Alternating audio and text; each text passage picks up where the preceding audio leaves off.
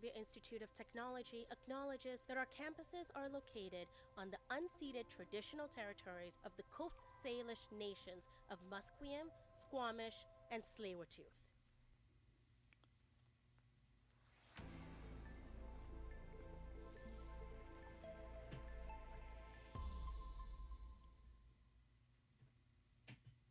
I'm Bahar Garian, and these are your 2:30 afternoon news headlines.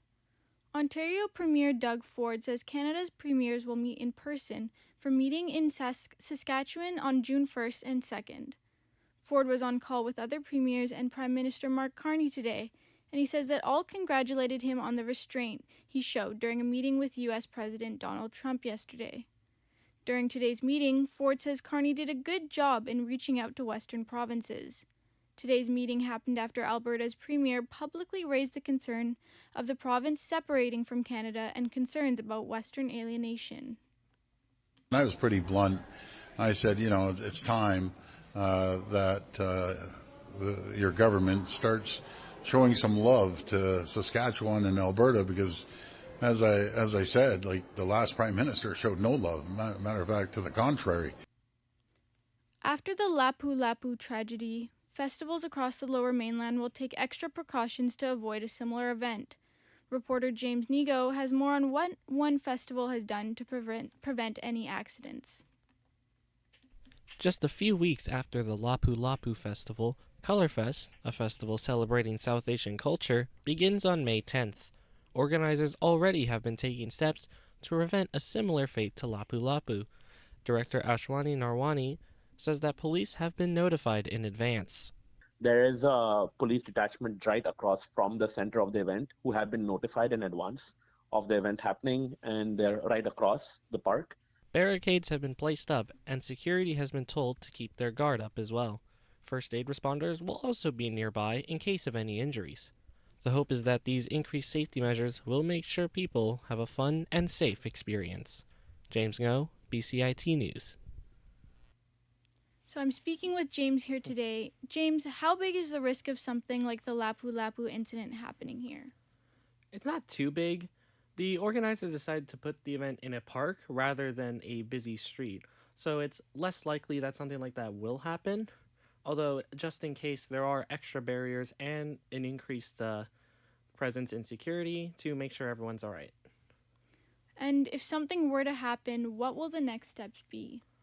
Well, Ashwani mentioned that there is a police station nearby, so in case there is something that happens where police are needed, they can get there pretty quickly. There's also St. John's Ambulance, which provides paramedics. They will be on standby in case there is something that does harm anyone. There has been a lot of planning and organizing to make sure that everyone can just enjoy the festival without any risk.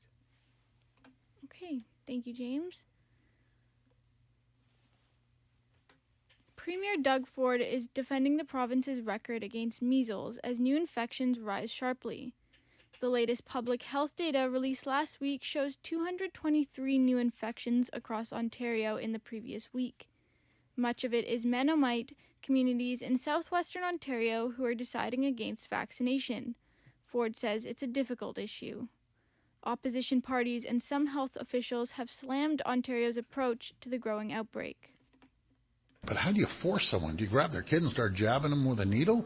It's a problem. I agree.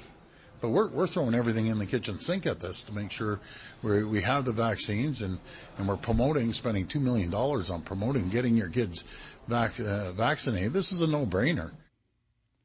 The search for two missing children in rural northeastern Nova Scotia is being scaled back, and the RCMP are preparing for the worst. 6-year-old Lily and 4-year-old Jack Sullivan went missing on Friday morning from their Lansdowne station home. RCMP Staff Sergeant and Curtis McKinnon says the search will now be reduced to concentrate on more specific areas. Police say there is little chance that Lily or Jack will be found alive. When transitioning from an active search to a scaled-back search, the probability of survival is taken into consideration. I want to assure you that our missing persons investigation continues. We're not packing up, and we're not giving up. U.S. President Donald Trump has issued a proclamation making May 8th a day for the nation to celebrate the Second World War victory. He made the announcement today from the Oval Office. Cities from London to Moscow are holding parades, flyovers, memorials this week as the world observes the 80th anniversary of victory. They are celebrating Europe Day, when Nazi Germany surrendered to Allied forces. I've just signed a proclamation officially designating tomorrow, May 8th, as a Victory Day for World War II, commemorating the 80th anniversary of America's victory in the Second World War. May is Skin Cancer Awareness Month, and with the summer around the corner, now is the time to start thinking about sun protection. Reporter Leah Warren has more on why everyone should take care of their skin this summer. The Canadian Skin Cancer Foundation says that over 80,000 cases of skin cancer are diagnosed in Canada each year. A myth that lingers about the disease is that it only affects older generations that spent time in the sun without protection in their youth. Kathleen Bernard, a skin cancer survivor and the founder of BC's Saviour Skin Foundation, says that Canada has seen an increase in young people getting the disease. Melanoma is one of the top cancers in young people and young adults, and that is staggering to me. We have a number of patients that are in their 20s and 30s that are now being diagnosed with melanoma. Bernard credits this spike to younger generations wanting to get tan and a lack of education about skin protection in schools. She reminds everyone to love the skin they're in and to protect it at all costs. Leah Warren, BCIT News. So I'm speaking here with Leah again today. What can people do to protect themselves from skincare? Hi, Bahar. Well, the Canadian Skin Cancer Foundation actually says that 90% of skin cancers are caused by UV rays. This means that we have to be protecting ourselves from the sun. Kathleen Bernard says that wearing sunscreen, long sleeves, and hats are great, as well as seeking out shade during peak UV times. A hack for everyone is that most of our phones have weather apps that tell us UV ratings, and any number 3 or above means that we have to be wearing some kind of sun protection. And how can we decrease the amount of skin cancer we see in our society, in both older and younger generations? Yeah, Bernard commented on a lack of education about sun protection in schools, and something her foundation is trying to do is establish this education in elementary schools. She hopes that in teaching young children to wear sunscreen and hats, that a norm will be established will transfer to other generations. She likens it to how we don't see anyone going anywhere without a water bottle these days. Thank you, Leah. There's a black smoke at the Vatican on the first round of voting. Black smoke signals that 133 voting cardinals haven't elected a new pope. Hailing from 70 countries, the cardinals have been isolated from the outside world. Their cell phones surrendered, and airwaves around the Vatican jammed to prevent all communications until they find a new pope. Reporter Patrick Revel has more from St. Peter's Square. There's black smoke. We can see black smoke coming from the chimneys. You heard the cheer from the crowd there. That means that there is no pope chosen in this first round. That is what was expected. U.S. President Donald Trump in the Oval Office today spoke about the trade war with China. President Trump says he won't reduce his 145% tariffs on Chinese goods in order to kickstart negotiations with China. ABC asking the president in the Oval Office, "Are you open to pulling back your tariffs in order to get China to the negotiating table?" No. Treasury Secretary Scott Bessent will meet with his Chinese counterpart in Switzerland this weekend. China has said that bringing down the tariffs is a requirement for real negotiations on trade. Bessent said he thinks the talks this weekend will focus on de-escalation. Karen Travers, ABC News, the White House. A baby seal stabbed on Oregon coast initiates a protest by the people living in the area. The National Oceanic and Atmospheric Administration said it is searching for the person who was stabbed, a baby seal, multiple times on a beach in Oregon. NOAA said the seal survived the March attack in a cove in the small town of Nescowan, which sits along the Pacific Ocean. The agency's marine stranding time was able to help it after monitoring the young animal. The agency's law enforcement office is investigating the attack and searching for a person of interest. The Federal Marine Mammal Protection Act prohibits harassing, harming, killing, or feeding wild elephant seals and other marine animals. According to Environment Canada, the temperature will be hovering around 14 degrees Celsius and it's mainly cloudy today, with a 30% chance of rain in the afternoon. This is Bahar Garian, and those were your News Nut 2:30 headlines.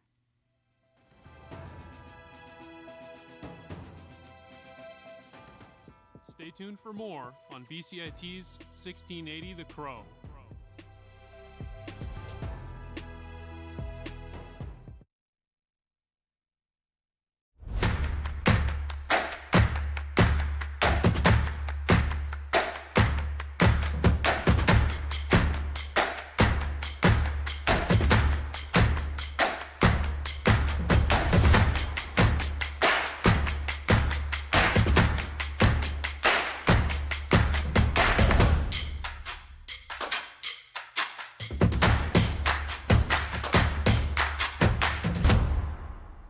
Everything is changing to digital. Everything is online. People aren't just waiting for the 6 o'clock news anymore. People want their news right now. They want to be able to go onto their smartphone, onto the internet, and see the news that they want to see.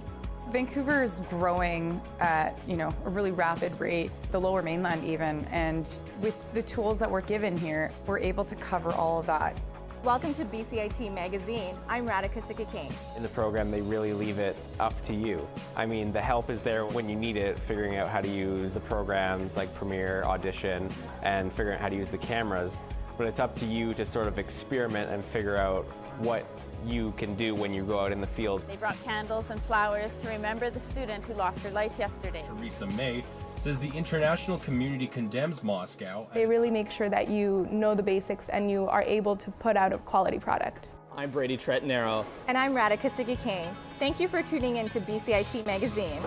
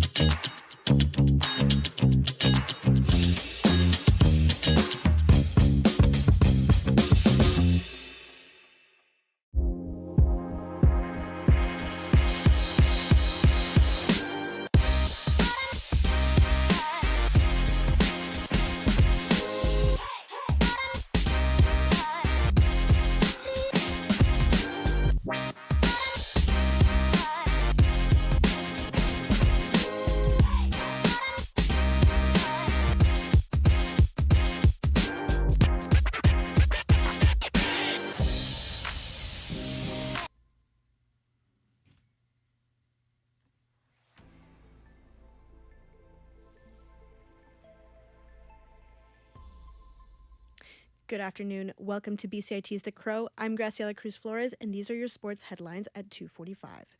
Starting off with the American Hockey League playoffs, the Abbotsford Canucks are looking to make a lineup change for tonight's Game 3 against the Coachella Valley Firebirds. Forward Jonathan Lekermacki could return to the ice after missing the past 3 games due to a complication from dental surgery. Abbotsford is looking to have a better start tonight after an upsetting game in Palm Springs where the Firebirds responded to the Canucks' 3-1 lead with a 5-4 overtime victory. The Canucks host the Firebirds in Abbotsford tonight at 7. Moving on to the NHL playoffs, Florida Panthers defenseman Aaron Ekblad is set to re-enter the Panthers lineup tonight. Ekblad was suspended 2 games for elbowing Tampa Bay Lightning's Brandon Hagel in the first round of playoffs. He says he's ready to bring some energy into Game 1 against the Toronto Maple Leafs. Based on morning skate, Ekblad will move back to the top pair alongside Gustav Forlings, replacing Uvis Balinskis. Maple Leafs host the Panthers at Scotiabank Arena at 4 tonight. Reinforcements could also be on its way for the Dallas Stars. Forward Johnson Robertson has been out with a knee injury since April 16. He may be back tonight on a game-time decision against the Winnipeg Jets. Stars coach Peter DeBoer said yesterday that Robertson looked close to healthy. The Jets host the Stars for Game 1 of the second-round series tonight at 6:30. And it's official, the Utah Hockey Club are now the Utah Mammoth. Mammoth owners Ryan and Ashley Smith said the decision was easy. Incredible strong ties to the state of Utah, but most importantly, our fans chose it. I mean, hands down. They made the process very, very easy for us. The Mammoth will maintain the same black, light blue, and white collar scheme and the road jerseys with the Utah down the front. Moving on to basketball, the Golden State Warriors are planning to play without star Stephen Curry for at least the next 3 games. Today, an MRI confirmed a mild strain on Curry's left hamstring. The Warriors say Curry will be sidelined while Golden State tries to take away home court advantage from the Minnesota Timberwolves. Game 2 of the conference semifinal series is tomorrow night. In other news of the NBA playoffs, the Denver Nuggets can take a 2-0 lead to their second-round series against the Oklahoma City Thunder tonight, while the New York Knicks are also hoping to build off their own shocking win against the defending champs, the Boston Celtics, tonight at 4. In Europe, Arsenal failed to reach the Champions League final. That's headed away by Partey, falls for Fabio Ruiz. Good hit! Oh, what a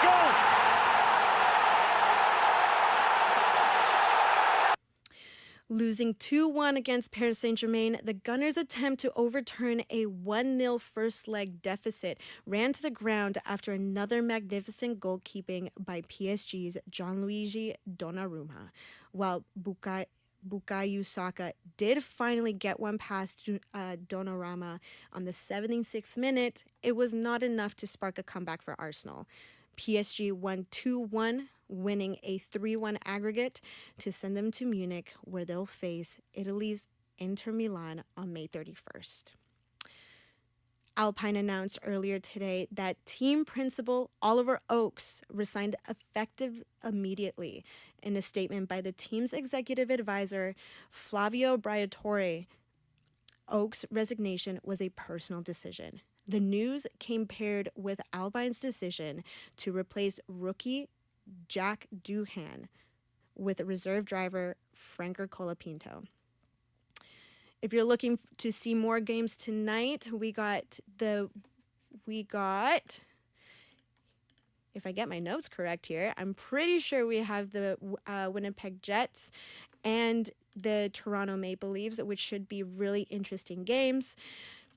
If we're close to hoping and looking and praying to see a all-Canadian final if the Oilers also make it from the West Coast here. But you never know.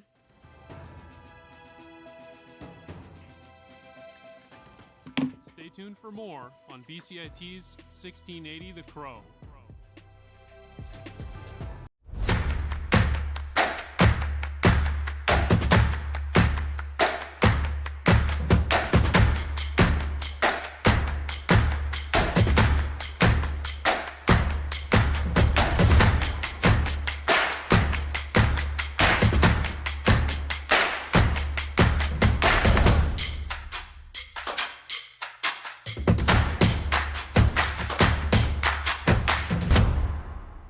Everything is changing to digital. Everything is online. People aren't just waiting for the 6 o'clock news anymore. People want their news right now. They want to be able to go onto their smartphone, onto the internet, and see the news that they want to see. Vancouver is growing at, a really rapid rate, the Lower Mainland even, and with the tools that we're given here, we're able to cover all of that. Welcome to BCIT Magazine. I'm Radhika King. In the program, they really leave it up to you. I mean, the help is there when you need it, figuring out how to use the programs like Premiere, Audition, and figuring out how to use the cameras. But it's up to you to sort of experiment and figure out what you can do when you go out in the field. They brought candles and flowers to remember the student who lost her life yesterday. Theresa May says the international community condemns Moscow. They really make sure that you know the basics and you are able to put out a quality product. I'm Brady Tretanero. And I'm Radhika King.